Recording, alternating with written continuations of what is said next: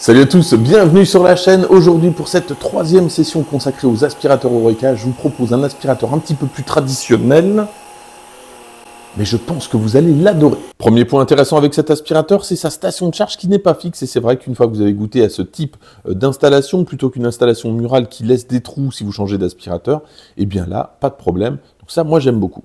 Deuxième point intéressant, c'est que sa station de charge, qui charge évidemment votre aspirateur, va permettre également de vider automatiquement le bac à poussière en appuyant sur un bouton. Si vous appuyez dessus, donc ça le vide. Si vous n'appuyez pas, vous pouvez le vider manuellement. Ça aussi, c'est un point plutôt intéressant parce que certains aspirateurs, dès que vous posez l'aspirateur pour le recharger, se vide automatiquement. Et si vous n'avez pas envie de dépenser des fortunes dans des sacs, eh bien, vous avez le choix. Je trouve ça plutôt pas mal. Avant de tester le Stylus Elite, on va commencer par sa conception et on va commencer par sa brosse rotative. Pour libérer la brosse, on appuie sur le bouton qui se trouve juste ici et on va glisser, voilà, vous voyez, il y a une petite flèche. On va glisser comme ceci la brosse et il n'y a plus qu'à la retirer. Alors il y a pas mal de saleté, mais c'est normal hein, puisque j'ai fait pas mal de tests avec. Concernant la brosse, donc c'est une succession de poils souples et de poils durs, ce qui est généralement très efficace sur les tapis. Et souvent, une brosse bien conçue est plus efficace qu'un aspirateur qui est ultra puissant. Et puis comme souvent hein, dans les aspirateurs, on retrouve une réglette avec une succession de dents, donc qui va permettre à ce que les cheveux par exemple ou les poils d'animaux ne s'en mêlent pas autour de la brosse. Donc ça s'annonce plutôt pas mal. Et puis pour remettre la brosse, hein, tout simplement, on va venir reclipser comme ceci. Autre point positif de la brosse principale, c'est qu'elle embarque une LED. Alors ça c'est très pratique hein, si vous avez besoin d'aspirer la nuit ou tout simplement sous un meuble pour voir, il n'y a pas mieux. Il y a pas mal de plastique, faut bien avouer, avec cet aspirateur, mais le tube principal est en métal, donc c'est du solide. À ce prix-là, certains constructeurs se contentent d'un seul aspirateur. Et bien là, donc, vous avez la station de charge et franchement, c'est vraiment bien, qui va venir nettoyer le bac à poussière, c'est ce que je vous disais. Donc on a vraiment quelque chose d'un très bon rapport qualité-prix, mais on va le voir pendant toute cette vidéo. Autre gros point positif, c'est sa batterie qui est amovible. Alors il y a deux intérêts à ça. Le premier, c'est que une fois que la batterie est morte, vous pouvez la changer et pas acheter tout l'aspirateur, c'est quand même pas mal. Et puis l'autre, évidemment, c'est d'avoir plusieurs batteries en cas de coupure, si vous aspirez pas mal, puisque généralement, on tient entre 15 et 60 minutes. Un petit mot maintenant concernant le bac à poussière. Alors il n'est pas énorme, 0,6 litres. On a le filtrage EPA, on a la partie cyclonique qui se trouve juste ici. Et cette partie, évidemment, se lave à l'eau. Pour vider manuellement le bac à poussière, il y a un petit bouton qui se trouve juste ici. On déclenche et c'est parti. Et on va en profiter justement pour tester, pour ramasser tout ça.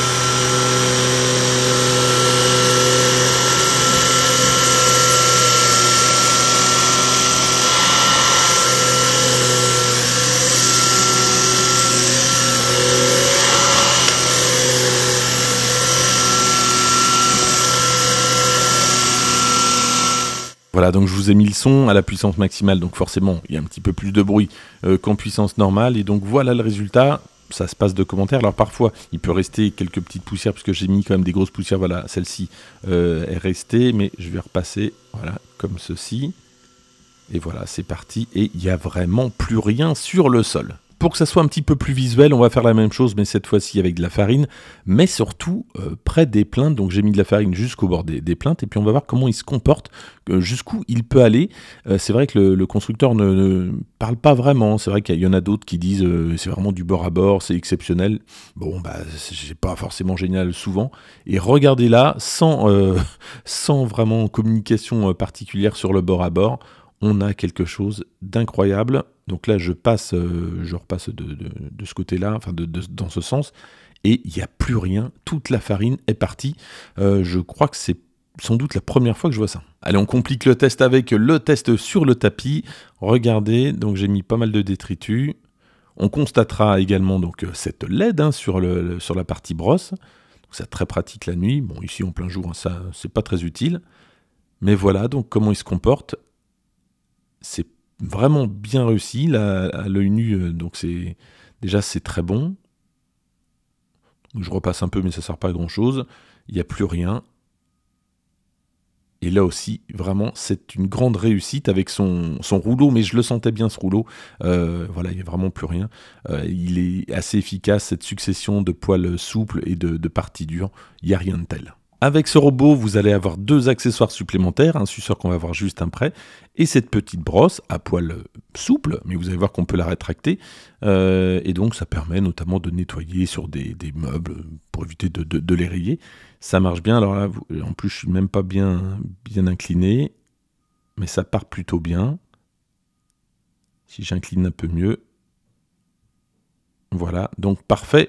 Également, donc il y a vraiment une bonne aspiration. C'est vraiment un sans faute pour cet aspirateur. Et puis je vous parlais du suceur, donc voilà l'accessoire. Donc ça c'est idéal pour les canapés ou même pour la voiture dans les petits recoins. Alors on sait qu'il aspire très bien. Et regardez, donc on va voir ce qu'il a aspiré depuis tout à l'heure. Donc de la farine, de la semoule, enfin un petit peu tout. Donc voilà ce qu'il y a. Et donc on va tester justement son auto-nettoyage. Donc et ce qui, à mon avis, ce qui est le plus inquiétant là, c'est plutôt tout ce qui est farine. C'est quand même le plus dur à retirer. Mais on va faire ça tout de suite. Pour ça, il n'y a pas grand chose à faire. On referme donc ici et on va le placer sur le socle.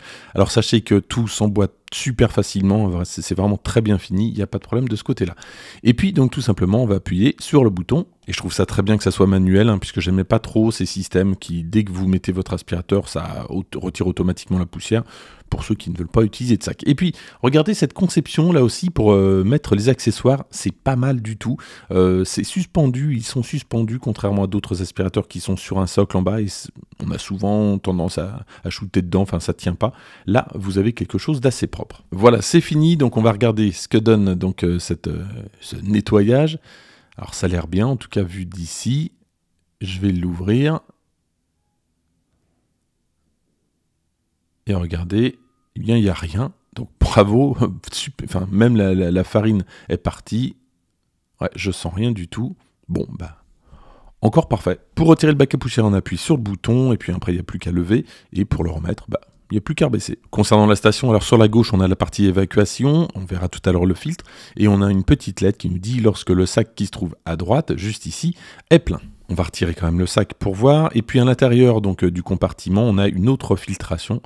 Voilà donc à quoi ressemble le sac. Du côté gauche, donc on a ici une évacuation pour l'air et puis donc un filtre pour purifier l'air. Sur l'aspirateur principal, donc on a deux boutons qui se trouvent ici. Alors en plus du bouton pour évacuer le bac à poussière, donc un bouton pour allumer et puis un bouton qui va permettre de gérer la puissance, donc normale ou en puissance max. En puissance max, vous en avez pour 15 minutes d'autonomie et vous pouvez aller à peu près jusqu'à 1 heure suivant ce que vous avez évidemment à ramasser si vous utilisez la puissance automatique. Et puis comment il se comporte sous les meubles, il est vraiment génial puisqu'il se baisse quasiment au maximum, regardez. Donc alors là, le meuble est assez haut, il n'y a évidemment aucun problème. Donc là, il fait quand même assez jour, mais c'est vrai que c'est très pratique d'avoir ces LED pour les dessous de meubles. Moi, j'aime beaucoup. Alors un autre point, c'est qu'il est vraiment ultra maniable. Regardez comment il va dans tous les coins. Donc là, je vais essayer de le faire tourner à gauche, à droite, un peu partout. Vous voyez, il se débrouille vraiment bien. Bon, finalement, cet aspirateur, je trouve que c'est un sans faute pour son prix. Il est exceptionnel. J'ai